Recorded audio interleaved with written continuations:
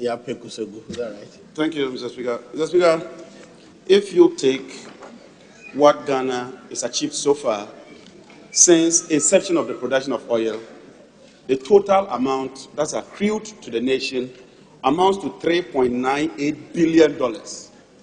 And so if you take the 7-year period, even discounting 2011, it means that we are receiving about $666 million per annum.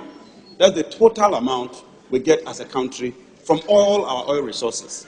Mr. Speaker, I'm saying this because people tend to believe that once we found oil, it means that we're getting so much revenue. But when you look at the amount we're actually getting, and even compare that to ESLA, and compare that to the special petroleum tax, this is a small figure. And so I think that we should begin to interrogate what we're actually getting and what we are utilizing that for. And even with this, Mr. Speaker, 41% of this amount goes to ABFA.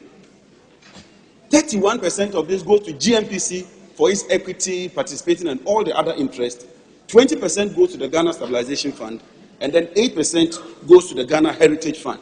And so every year, when we receive an average of about 666 million, only 41% of that amount is actually meant for expenditure through the budget. And it is important that we understand some of these issues, so that when we put so much expectation on our oil revenues, we tend to misalign our expectations, and it creates a problem. Mr. Speaker, if you look at what we accrued in 2017, and that's why I was surprised when the previous speaker made a assertion that we did not achieve what we intended getting.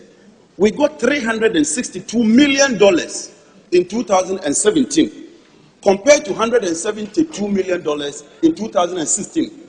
So it means that for 2017, we got more than double the total amount we got in 2016.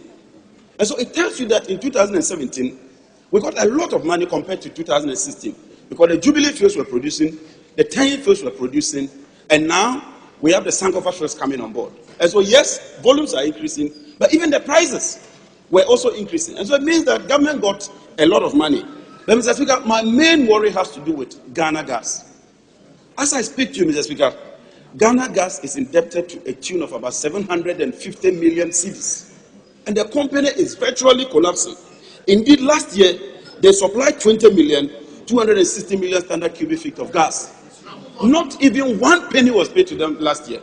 All the gas they supplied last year. And if you look at the table, it captures revenues received from petroleum liftings, but nothing is captured on gas sales.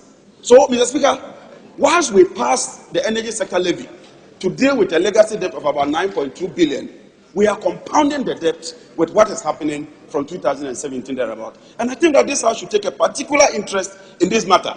If we continue on this trajectory, Mr. Speaker, we are likely to collapse the system. Finally, Mr. Speaker, if you look at page 26 of the full document, table 11, it tells you how ABFA monies were spent. A total of 265 million was allocated. Mr. Speaker, out of that, we are told that physical infrastructure and service delivery in the education sector, 202 million. But when you look at the details, not a penny of this money, Mr. Speaker, was spent on physical infrastructure. All the monies went into goods and services. Mr. Speaker, if you have an economy where you spend so much on goods and services, but spend nothing on physical infrastructure, eventually you are going to collapse the economy. And so I wish that in adopting this, we make recommendations to the ministry in particular to ensure that if they tell us they are spending money on physical infrastructure, they actually do that and not end up spending all the money on goods and services to the detriment of physical infrastructure. Mr. Speaker, with these words, I associate myself with the report, and I thank you for the opportunity. Thank you.